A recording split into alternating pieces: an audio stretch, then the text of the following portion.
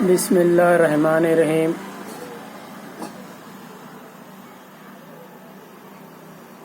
رسول اللہ صلی اللہ علیہ وسلم نے فرمایا، اپنے والدین کے ساتھ حسن و سلوک کرو۔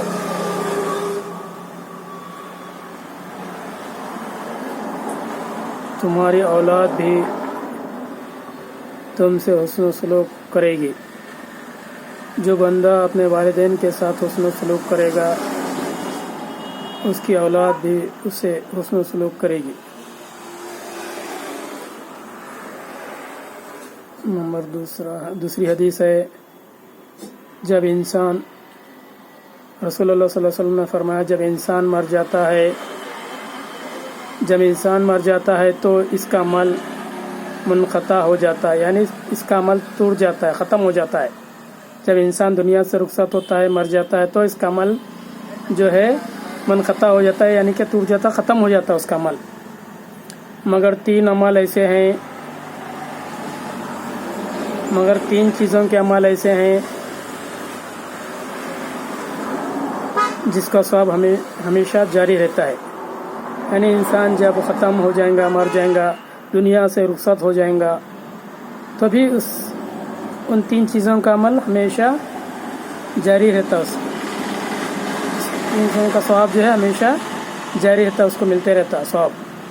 نمبر 1 کیا ہے؟ صدقہ جاریہ، یعنی صدقے جاریہ، یعنی صدقہ کریا، انہیں کوئی کسی کو مدد کریا،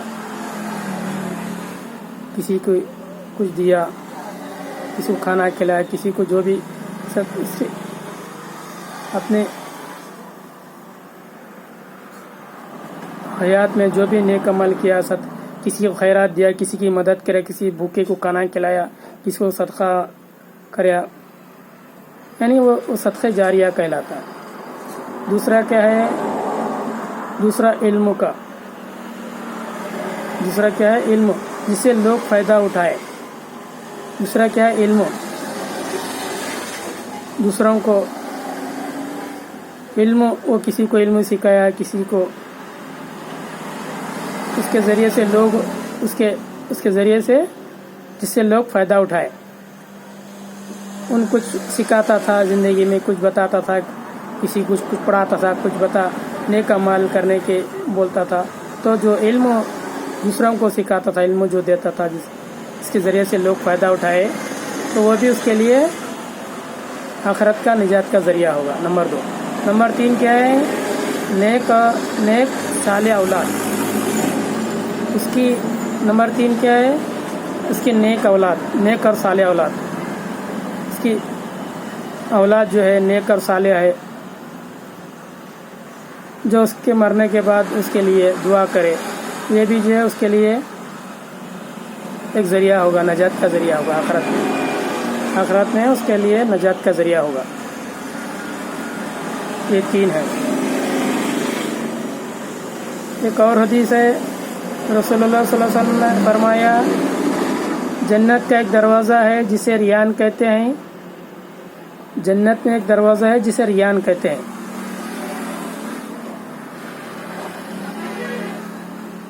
قیامت کے دن اس دروازے سے صرف روزے دار ہی جنت میں داخل ہوں گے، یعنی جنت کا ایک دروازہ ہے جسے ریان کہتے ہیں، جس کا نام ریان ہے۔ وہ کیا ہے؟ قیامت کے دن اس دروازے سے صرف روزے دار ہی داخل ہوں گے۔ یہ تھی چند دینی معلومات جو میں نے آپ کے خدمت میں پیش کیا۔ وآخر دعوانا الحمدللہ رب العالمین۔ تب تک کے لیے خدا حافظ۔ پھر ایک نیا ٹاپک لے کر میں آپ کی خدمت میں حاضر ہوتا ہوں۔ تب تک کے لیے اللہ آپ کا اور میرا نگہبان۔ اللہ حافظ۔